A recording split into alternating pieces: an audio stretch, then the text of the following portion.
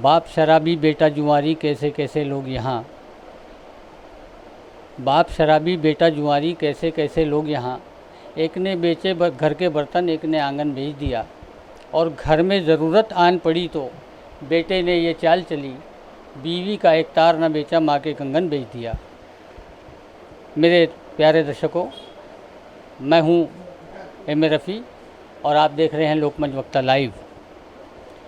ये 4 पंक्तियाँ मैंने जो आपके सामने भी पेश की है, ये नागपुर शहर के एक ऐसे शायर शहाबुद्दीन शाहिद ने लिखे हैं जो बहुत ज़्यादा फेमस नहीं हुए, लेकिन ये पंक्तियाँ बताती है कि उनकी अपनी सोच क्या है।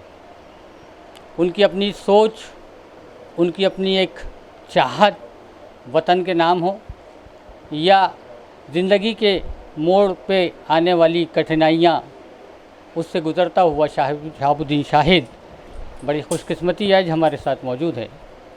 शहाबुद्दीन भाई, बहुत स्वागत करता हूँ अपने चैनल पर। मैं ये 4 पंक्तियाँ जो आपकी सुनाया, मैं चाहता हूँ कि वतन के नाम अगर आपने कोई इस तरह की शायरी किया है तो वो हमारे दर्शकों के लिए पेश करें। 4 मिसरे मैंने कहा है, सुन लीजिए।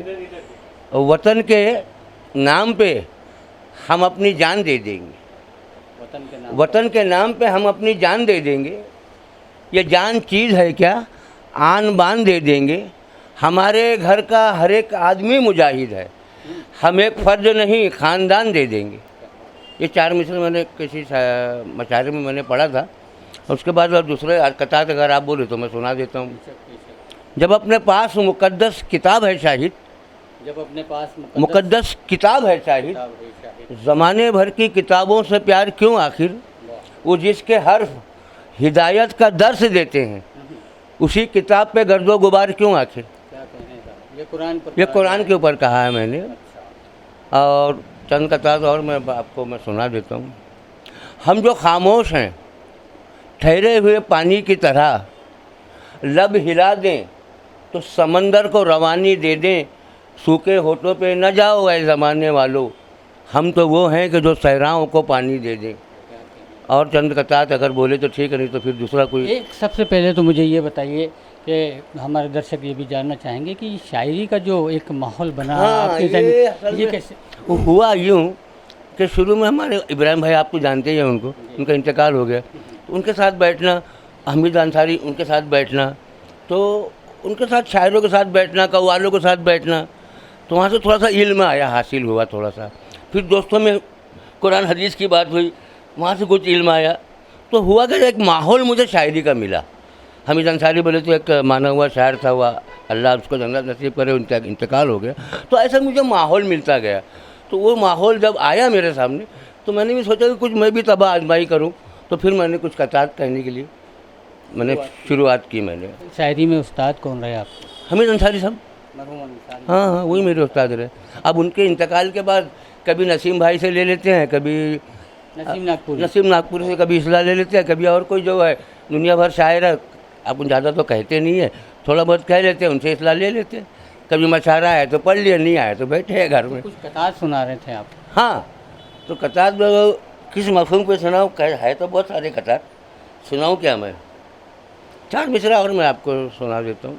वो क्या था, वो जो बड़ी मुश्किल से शरीयत? हाँ, वो तो ज़िंदगी में कभी जब रद्दो बदल होता है, ज़िंदगी में कभी जब रद्दो बदल होता है, रद्दो बदल यानी उलट फेर। ज़िंदगी में कभी जब रद्दो बदल होता है, घर के हालात बिगड़ते हैं, खलल होता है, छीन लेते हैं सगे भाई बहन का हिस्सा, कौन कहता है शरीयत पे अमल होता है। तो आजकल क्या है रफीक भाई, अब बोलने की बात नहीं, चैनल चालू है, इस पे अमल नहीं होता। अपन नमाज़ पढ़ लेते, रोज़ा रख लेते, वाली तो बहुत होती है। अमल जो होता है वो अमल नहीं होता, बहुत मुश्किल से होता है अमल। अमल मुश्किल से होता है। आदमी बात गिन के कर लेता, ये कर लेता, वो कर लेता।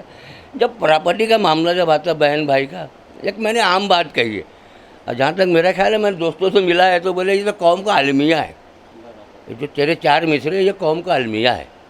तो मैंने अब मेरे साथ जब कोई बात गुजरी, शायर के जब कोई चीज़ गुजरती है तो वो उसके सामने वो अपना मफहूम लेके अजीब काफिले मिला के अपना एक कतार कह देते हैं और कुछ शायरी वहाँ से शुरू होती है, वहाँ से शुरू होती है, जहाँ से दर्द होता है। दर्द होता है। तो उस वक्त साथ लोग के जो लोग थे वो भी कव्वाली के लाइन में मैं भी रहा, वो लोग भी रहे, तो वहाँ से थोड़ा सा मुझे मफहूम आने लगा, कुछ अजीब काफिया समझने लगे।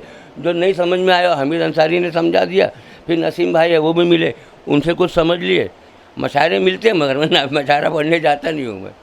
ऐसा कुछ कव्वाल भी आपने देखा है कि आजकल कव्वालियाँ वगैरह कुछ चलन कुछ कम हो गया है, क्या हाँ। वजह है जो कव्वालियों के चलन कम हो गया? ये तो असल में क्या ये मोबाइल निकल गया ना, इससे भी थोड़ा फ़र्क पड़ गया। और कव्वाली में क्या हो गया, उर्स भी मेरा यहाँ तक ख्याल है कव्वालियाँ कम हो रही है। उर्स में कव्वालियाँ कम हो रही है। पहले कितनी होती थी, अपन जब वहाँ बैठते थे वहाँ पे तो हमें हमीद अंसारी के साथ में ना कितने प्रोग्राम होते थे। अभी क्या है, बहुत कम प्रोग्राम हो रहे हैं कव्वाली के। उसकी वजह क्या है ये मुझे नहीं मालूम। कव्वाली कम होने की वजह क्या है ये मुझे नहीं मालूम। ऐसा तो नहीं शायर वो कव्वाली लिखना बंद कर दिए हो या शायर तो उतने ही है, कुछ कम हुए कुछ बढ़ गए, इतना ही है। कुछ का इंतकाल हुआ, कुछ नए पैदा हो गए। मैंने शहाबुद्दीन शाहिद को एक मज़ाहिया व्यक्ति के रूप में देखा है। हाँ, पहले बड़ा एक जौली किस्म का इंसान हुआ करता था शहाबुद्दीन शाहिद, लेकिन कतात में जो अशार शुरू हुए, जो शायरी शुरू हुई, उसमें दर्द ज़्यादा है। ये इसका कारण क्या है? अब असल में होता है क्या है, जो माशरे में जो शायर देखता है वही तो कहता है वो। अब माशरे में ऐसा है कि बड़े लोगों को एक चार मिसरे में और सुनाता हूँ, लोग बड़े लोगों को बहुत ज़्यादा लाइक करते हैं, है ना, छोटे लोगों को उतना लाइक नहीं करते। तो मैंने फिर मैंने चार मिसरे कहा, जी। है ना, फिर मैंने चार मिसरे कहा कि तू अपने नफ्स को अपना गुलाम करता क्या? अच्छा। तू अपने नफ्स को अपना गुलाम करता क्या? किसी के दिल में तू शाहिद मकाम करता क्या? अमीर शहर के कदमों को चूमने वाले किसी गरीब को हंस के सलाम करता क्या? तो आज का ये माहौल है, उसमें मैं भी शामिल होऊंगा, ऐसा नहीं है। गुंचे तेरी ज़िंदगी पे दिल हिलता है, गुंचे तेरी ज़िंदगी पे दिल हिलता है, बस एक तबस्सुम के लिए खिलता है। गुंचे ने कहा इस चमन में बाबा ये एक तबस्सुम भी किसे मिलता है। ये ज़माना बड़ा दर्द के साथ भरा हुआ है। लोगों के पास पैसा नहीं है, लोगों के पास काम नहीं है। जिनके पास काम है वो तकलीफ़ में है, जिनके पास काम नहीं है वो अलग तकलीफ़ में है। कुल मिलाकर तकलीफ़ों से भरी हुई ज़िंदगी गुजर रही है। हम चाहते हैं कि ईश्वर इसके अंदर में कुछ सुधार पैदा कर दे और हम सभी की तकलीफ़ों को दूर कर दे। हमारे शायद साथ अभी शहाबुद्दीन शाहिद साहब मौजूद हैं और जो हमारे अपने एक दर्द को बयान कर रहे थे, और दर्द को क्या, एक ज़िंदगी के फ़लसफ़े को बयान कर रहे थे। बहुत बहुत शुक्रिया।